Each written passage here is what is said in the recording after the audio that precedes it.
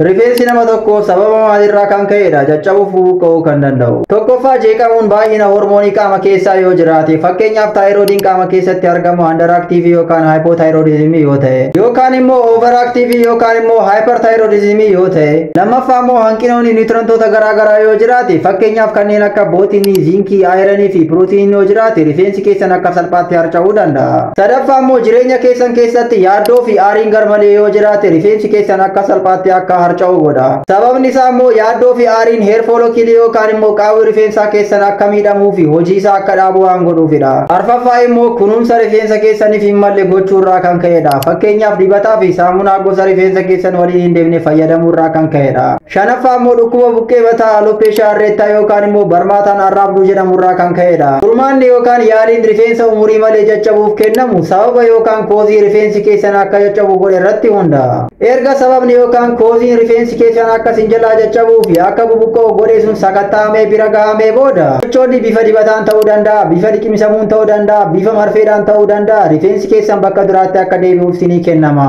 Ergaa fayyaa kana yoo dandeessan sheer godhaa. Gaaffii fi yaada keessan koomentii irra naa kaa'aa. Harkaan gaarii siniif haa ta'u.